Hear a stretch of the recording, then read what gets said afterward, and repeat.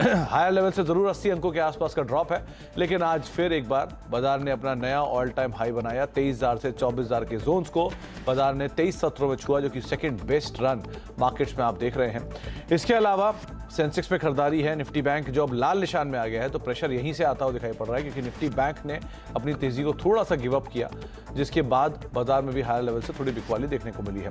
रूपक डे हमारे साथ मौजूद है, senior technical analyst LKP securities के। रूपक जी नमस्कार, स्वागत है कार्यक्रम में। पहले तो मार्केट्स पे एक व्यू, क्योंकि बाजारों में रफ्तार तो बनी हुई है, ड्राइवर्स बदल रहे हैं, चाहे एचडीएफसी बैंक हो, चाहे रिलायंस हो और चाहे अब आईटी हो, लेकिन तेजी जरूर बरकरार है। आप कैसे रीड कर रहे हो मार्केट्स को?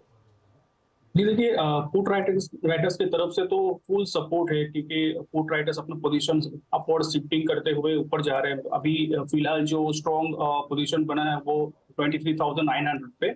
बट जैसे कि हम लोग हर बार देखते हैं कि एक नया ऑल टाइम हाई बनाने के बाद या कोई साइकोलॉजिकल लेवल क्रॉस करने के बाद एक बार सेलिंग प्रेशर आता है। तो फिलहाल निफ्टी में हो सकता है कि एक बार इंट्राडे बेसिस में एक बार नीचे आए, वेरी छोटा मोटा करेक्शन आए टुवर्ड्स 850 800 तक आ सकता है। तो ओवरऑल सेंटीमेंट थोड़ा वीक, सेंटीमेंट वीक नहीं, मतलब रिकवरी आ सकता है, प्रॉफिट बुकिंग आ सकता है। बैंक निफ्टी एक ब्रेकडाउन दिया ट्रेंड लाइन का, बैंक निफ्टी में भी थोड़ा बहुत नीचे करेक्शन आ सकता है।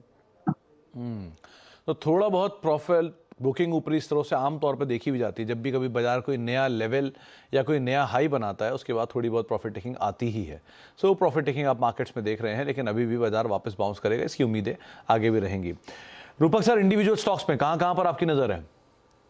इंडिविजुअल स्टॉक मैं देख रहा हूँ कि एनटीपीसी स्टॉक ने एक जो बेस बनाया था उसके ऊपर ब्रेकआउट दिया, और जो एक ट्रेंड लाइन था, सब ट्रेंड लाइन का सपोर्ट था, उस सपोर्ट पे एक बार बाइंग लेके फिर ऊपर आ रहा है। तो अप साइड में 390 तक जा सकता है शॉर्ट टर्म में, और नीचे एक सपोर्ट रहेगा 357 का। दूसरी स्टॉक रहेगी मेरा सिरमा। तो स्टॉक ने डेली चार्ट पे कंसोलिडेशन दिखा रहा है आफ्टर रैली, तो वापस एक बार कंसोलिडेशन ब्रेकआउट आना चाहिए 570 के ऊपर, सॉरी 520 के ऊपर। 520 के ऊपर एक तो स्ट्रॉन्ग रैली टुवर्ड्स 560 देखने को मिल सकता है, सपोर्ट रहेगा 500 पर। तो दूसरा नाम कौन सा लिया आपने रूपक सर? सिरमा। सिरमा एसजीएस का, ओके। तो एक आप एनटीपीसी के ऊपर लॉन्ग साइड अपनी पोजीशन देख सकते हैं, और दूसरा नाम है सिरमा एसजीएस का, जहां पर भी आप अदरवाइज लॉन्ग साइड पे अपनी पोजीशंस को होल्ड करके चल सकते हैं, या फिर वहां पर भी खरीदारी कर सकते हैं। 6 साढ़े 6 रुपए पर ये काम काज कर रहा है।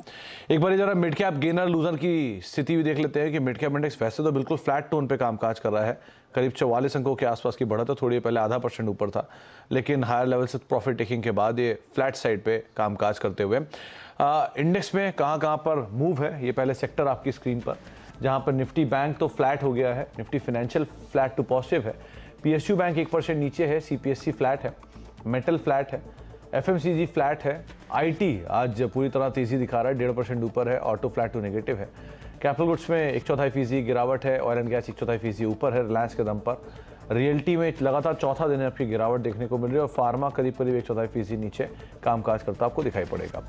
अब स्टॉक स्पेसिफिक भी देख लेते हैं कहां पर एक्शन है। ये मिड कैप के चढ़ने वाले शेयरों में मैक्स हेल्थ केयर 5% ऊपर, पीबी फिनटेक एक रिपोर्ट के बाद 4.5% ऊपर, मुथूट फाइनेंस करीब 2.5% की तेजी, और जेएसडब्ल्यू एनर्जी 2.5% के आसपास का उछाल यहां पर है।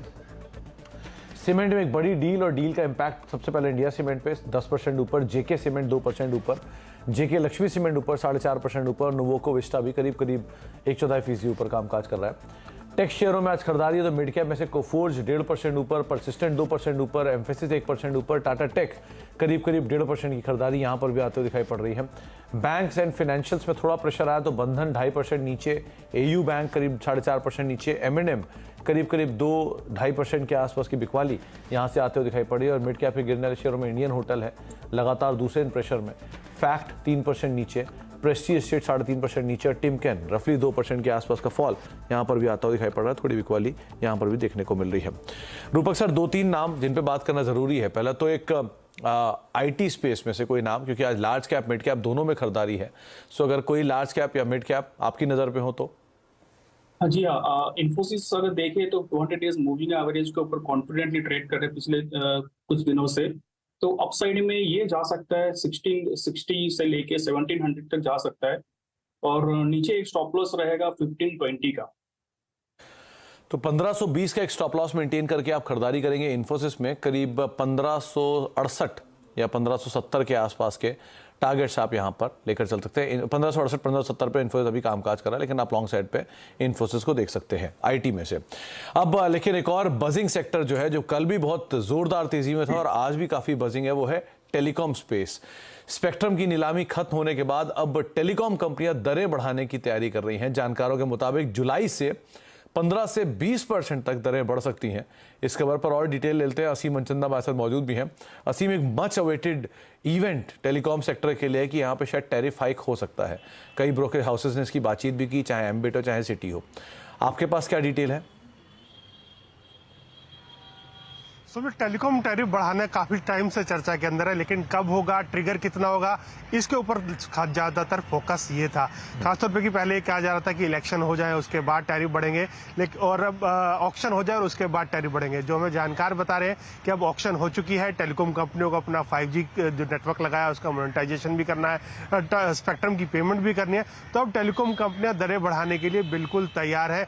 अगले हफ्ते या जुलाई के अंदर ही आप कह सकते हैं कि 15 से 20% की दरें आपको बढ़ती हुई दिखाई दे सकती हैं। ये बढ़ोतरी दोनों प्रीपेड और पोस्टपेड टैरिफ के अंदर ही होगी। यही बता दूं कि टेलीकॉम कंपनियों ने लंबे समय से हेडलाइन टैरिफ के अंदर कोई भी बढ़ोतरी नहीं की है। टेलीकॉम कंपनियों ने अपने बेस पैक काफी बढ़ाए हैं, उनमें बढ़ोतरी की है, या अपने टैरिफ में छोटा मोटा रीजिक आपको देखने को मिला होगा जहां पर की थोड़ी सी बढ़ोतरी देखने को मिली, लेकिन हेडलाइन टैरिफ में काफी लंबे समय से बढ़ोतरी नहीं हुई है। तो ये पहला मौका होगा जब टेलीकॉम कंपनियां आगे बढ़ करके जो हेडलाइन टैरिफ है उसके अंदर बढ़ोतरी करेंगी। 15 से 20% तक की ये बढ़ोतरी हो सकती है। काफी लंबा समय से इसकी चर्चा चल रही थी, लेकिन अब जानकार ये मान रहे हैं कि इसका सही समय आ गया और आने वाले जुलाई के अंदर ही आप टैरिफ के अंदर बढ़ोतरी देख सकते हैं। तो जुलाई तक टैरिफ में बढ़ोतरी हो सकती है। 15 से 20% हेडलाइन टैरिफ जो है वो बढ़ता हुआ दिखाई पड़ सकता है। और बहुत समय से थोड़ा बहुत बेस में चेंज जरूर आया, लेकिन अदरवाइज जो पहला टैरिफ हाइक है वो आप एक्सपेक्ट कर सकते हैं अब जुलाई से 15 से 20% के आसपास। बहुत बहुत शुक्रिया असीम, ये तमाम डिटेल हम तक शेयर करने के लिए, हमसे बातचीत करने के लिए। रूपक, टेलीकॉम स्पेस से दो नाम, रादर तीनों ही नाम काफ़ी ज़्यादा इस समय चर्चा में है। रिलायंस इंडस्ट्रीज कल की तेज़ी, आज भी तेज़ी में, नए रिकॉर्ड स्तरों पर। भारती एयरटेल कल भी तेज़, आज भी तेज़ी, और साथ साथ वोडाफोन आइडिया, यहाँ पर भी खरीदारी है। सो ये तीनों में से किसी पर आपकी नज़र?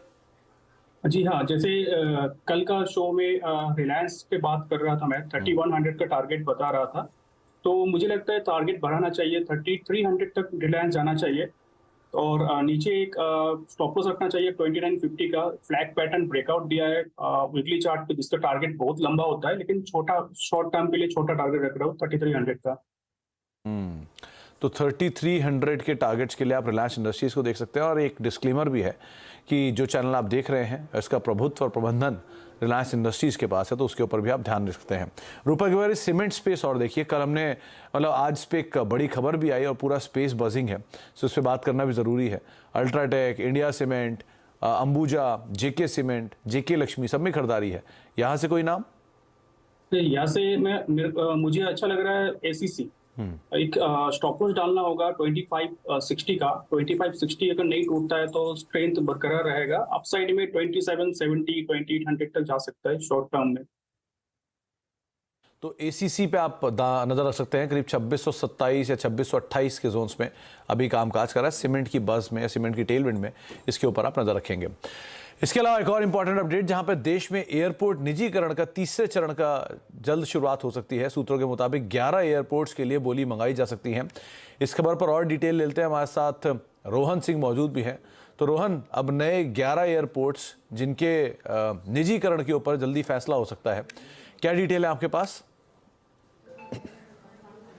जी, सरकार अब तक एयरपोर्ट निजीकरण के 2 चरण कर चुकी है। अब तीसरे चरण का जो काम है उसे तेज किया जाएगा। चुनाव और बाकी कारणों की वजह से थोड़ा सा धीमा हो गया था, लेकिन अब नई सरकार बनने के बाद पहले 100 दिन के अंदर ही इस पर फैसला हो सकता है। और शुरुआत में करीब 11 एयरपोर्ट्स ऐसे हैं जिनको कि टेंटेटिवली चुना गया है। हालांकि आखिरी फैसला कैबिनेट को लेना है, लेकिन इस बार जो खास होने जा रहा है वो ये है कि जो प्रॉफिटेबल एयरपोर्ट्स है और जो नॉन प्रॉफिटेबल एयरपोर्ट्स हैं उन्हें क्लब किया जाएगा। मसलन कि अगर कोई एक बिड करना चाहता है किसी प्रॉफिटेबल एयरपोर्ट के लिए, तो उसे एक नॉन प्रॉफिटेबल एयरपोर्ट को भी लेना पड़ेगा। जो टेंटेटिव नाम है इसमें, उसमें भुवनेश्वर, इंदौर, रायपुर, त्रिची, अमृतसर, वाराणसी कुछ एयरपोर्ट्स हैं जिनको कि लाया जा सकता है प्राइवेटाइजेशन के लिए। इसके अलावा जो नॉन प्रॉफिटेबल छोटे एयरपोर्ट्स हैं उनमें कुशीनगर, गया या हुबली, औरंगाबाद जैसे जो कुछ एयरपोर्ट्स हैं वो भी इसमें शामिल किए जा सकते हैं। और इसके अलावा 2 एयरपोर्ट्स बेंगलोर और हैदराबाद में एयरपोर्ट अथॉरिटी ऑफ इंडिया के कुछ स्टेक्स बचे हुए हैं लगभग 13% के, उसे भी जो बेचने का काम है वो जल्द किया जा सकता है। कुल मिला के सरकार अगले कुछ दिनों में इसका प्रस्ताव ला सकती है और कैबिनेट के सामने इसे पेश कर सकती है। तो जल्द ही इसके ऊपर फैसला हो सकता है और ये बड़े बदलाव होंगे, स्पेशली जैसे जैसे एक्सपेंशन हो रहा है अलग अलग शहरों को लेकर भी। बहुत बहुत शुक्रिया रोहन इस पर बातचीत करने के लिए। रूपक, एक स्टॉक इसमें जहन में आता है, वो है GMR एयरपोर्ट। आज 100 का लेवल भी उसने पार कर लिया और बहुत समय से इसमें इसी के मद्देनजर शायद बस भी देखने को मिल रहा है। आप कैसे रीड करो उसे? जी, इसमें मूवमेंट तो स्ट्रॉन्ग एक्सपेक्टेड था आज का दिन, लेकिन ओपरी लेवल में थोड़ा सेलिंग प्रेशर था। ओवरऑल अगर 97 के ऊपर सस्टेन करता है तो पॉजिटिविटी बरकरार रहेगा। अपसाइड में 107 तक जा सकता है शॉर्ट टर्म में। 107 तक शायद ये जाता हुआ दिखाई पड़ सकता है, लेकिन आज शुरुआत में 103, 104 आया तो लगा था कि शायद इसमें तेजी और बढ़ते हुए दिखाई पड़ेगी। एक ब्रेक का वक्त हो गया, ब्रेक के बाद लौटेंगे। कुछ और शेयर भी हैं, कुछ और अहम खबरें भी हैं, उन सब पर बातचीत होगी छोटे से ब्रेक के उस पार।